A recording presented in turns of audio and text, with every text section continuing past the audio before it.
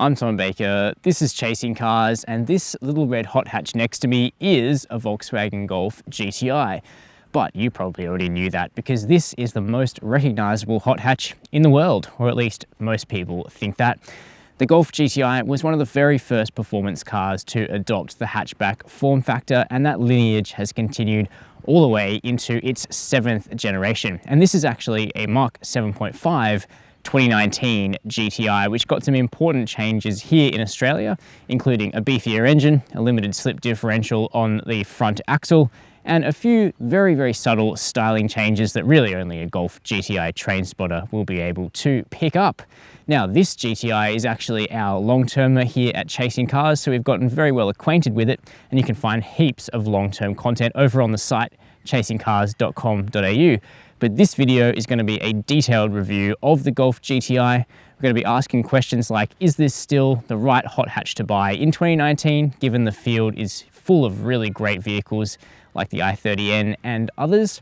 And what's this thing like to live with every day? But first, I think we should reflect on the fact that this vehicle is still looking really crisp, even though the Mark 7 Golf came out way back in 2013. In its 6th year, with a few little things that have freshened it up here and there, I reckon this is still one really handsome looking little car. And this tornado red with all the little GTI accents, the red badging, and these 19-inch wheels, I reckon it looks pretty fresh. That continues onto the interior as well, which is a nice place to spend time, even if it's starting to just date slightly now in 2019. So the Golf has always had, a pretty high quality, pretty nice, refined, premium interior, and that continues to this day. There's lots of very, very nice, high quality materials. It's soft up here on the dash and on the doors. You've got this beautiful little Volkswagen Performance steering wheel with red stitching to show that you're in a GTI. An R just has grey stitching, for example. And in fact, those red highlights continue all the way across the cabin. They're on these seats in the shift boot. You're never going to forget that you're in a GTI, including this little badge down here. Now, this car, we actually optioned the luxury package, so we don't have the classic tartan seats. That's been good and bad, but I actually quite like these black leather seats. They're very supple and comfortable, and because they're highly bolstered, they actually hold you in the corners very well. You've got power adjustment and 3-position memory for the driver, and heating here in the front row. Now, those things are all options as part of that luxury package, which also includes a relatively large, if not quite panoramic sunroof. Now, we've got a 9.2-inch touchscreen here, which is, relatively decent, has Apple CarPlay and Android Auto. No digital radio though for Australia, though navigation is standard. All 2019 GTIs also have an active info display, digital gauges ahead of the driver. Now, the layout is starting to look a little tiny bit dated, especially the fact that the screen sits quite low. Most vehicles these days put the screen closer to eye level. I'm sure you'll see that in the Mark 8 GTI, which we should see debut within the next 12 months. As for practicality, it is good. The Golf is one of the easiest performance cars to live with because it's basically the same as a base model shopping trolley Golf, which means you've got plenty of storage nooks, one down here ahead of the shifter, medium-sized cup holders, big flock-lined door bins, and a sunglass holder up here as well. The only problem is there's only one USB port that's a little difficult to find down here ahead of the shifter, which does betray that this car dates to the early 2010s. Let's have a look in the back, because one reason you would buy a 5-door hot hatch is for the extra practicality of back seats. Otherwise, you just buy a 2-door car. Now, the Golf excels here because there is good room for 4 adults. You could get a 5th person in here at a pinch, but there is a hump in the floor that makes it a little bit tighter. But here on the outboard seats, there's really no complaints about room. It's good headroom. Leg room is totally fine. So is toe room, sitting behind my own driving position, and I'm 6 feet tall. You also get some amenities. All Golfs, from the base model up to the most expensive R, have rear air vents, which is fantastic. You get a flip down armrest too, with 2 large cup holders and a ski port.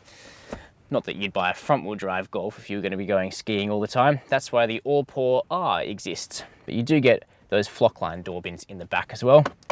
Just a shame there's a fair bit of hard plastic in the second row. No complaints about the boot of the Golf GTI, however. It's easily accessed by this cool little flip-up badge here, and you've got 380 litres of space in the boot. That's if you put the adjustable boot floor down slightly from the level that it's at now, but at this level you can actually fold those back seats completely flat, which is a really nice amenity. Plus, the lip is, not too high. You can slide things in or out relatively easily. It's not completely flush, however, but Volkswagen do include some nice, thoughtful touches like a 12-volt socket and shopping bag hooks around here in the back of the GTI. So, what's the 2019 GTI like to drive? Well, there have been a few important changes to the car for this year, and they really relate to what's going on at the front end, both in terms of under the bonnet and in terms of what's connected to the wheels. So, in terms of the engine, the Golf GTI has used Volkswagen's EA888 turbocharged 4-cylinder petrol for a long time. The outputs have gradually ticked up over the generations of this car, and even within generations. So last year it made 169 kilowatts of power. For 2019 it makes 180 kilowatts and 370 newton meters of torque. So we're now beyond what used to be sold as the GTI Performance, but in the standard car as it's sold for Australia. So you are getting more bang for your buck. And in terms of improvements over the 2018 model, it does feel just a tiny bit sharper, a little bit faster. The 0 to 100 sprint falls marginally, and it will still do it in the sort of low to mid sixes. Nothing crazy, but certainly enough performance to have on tap for an everyday performance vehicle. It feels nice and strong, especially in the mid-range, and it can be pretty quick if you're on it. Now, that power gets sent to the front wheels alone by way of a 7-speed wet clutch DSG automatic only. The 6-speed manual is no longer available in Australia. That's because Australian petrol just has too much sulfur in it. It's not very good quality, and Volkswagen globally are only producing the manual GTI with a petrol particulate filter, which gets the CO2 emissions down a little bit, and that simply isn't compatible with Australian petrol. So it's not really Volkswagen's fault, it's more an Australian law issue, and the government currently doesn't have plans to change the petrol quality until 2027, so it could be a very long wait until we see, European manuals reliably sold in Australia again. That's really disappointing, I think. The engine, it has good performance on tap, but I do wish it sounded a bit more fruity. The exhaust is really muffled in the cabin. Outside the car, it actually sounds okay.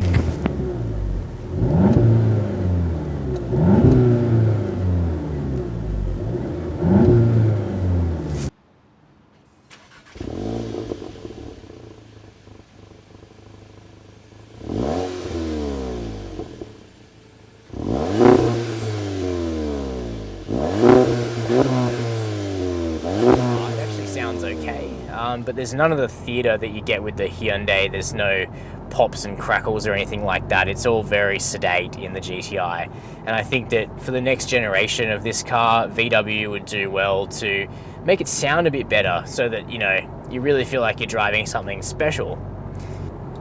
There's certainly no complaints though about the ride, which you can sort of tune to your tastes because the dynamic damper control is standard. So in sport mode, it's really firm, there's very little body lean, but you certainly feel all the imperfections in the road, and it's perhaps a bit stiff for Australia.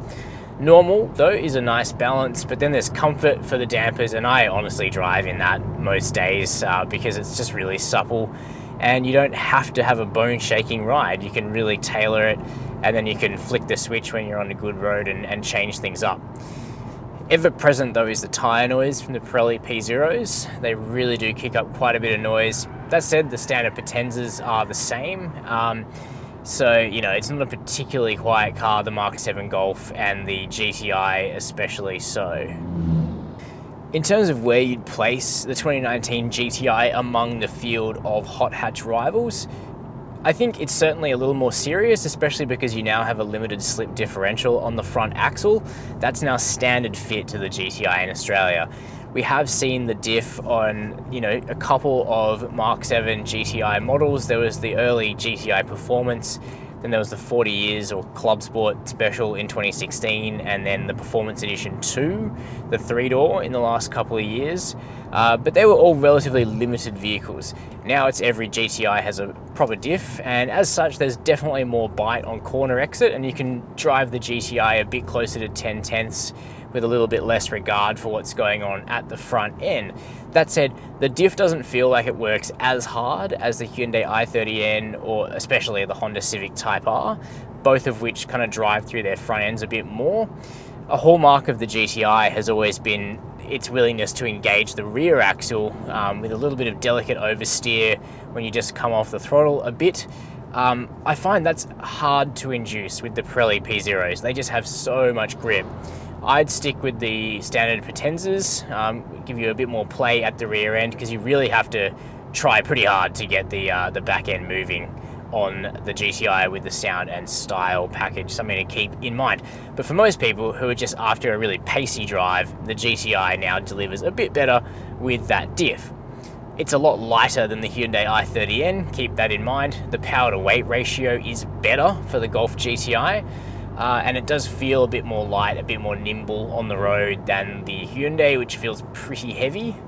And certainly then you sort of step up into the field of cars like the Honda or the Golf R, which have an additional level of pace and capability again. So this car is actually quite a nice blend of attributes: refinement, decent performance, good looks. It's kind of the catch-all hot hatch. Also, just a quick note on safety, Volkswagen have now made the driver assistance pack standard, so you get all the capabilities. You get AEB with pedestrian detection, you get adaptive cruise control, lane keep assist that actually works very accurately, blind spot monitoring, and rear cross traffic alert. So those are my impressions of the 2019 Volkswagen Golf GTI. This is still a compelling hot hatch, and it's really the car to buy if what you actually want is a blend of relatively premium, refined motoring and the characteristics of a performance hatchback.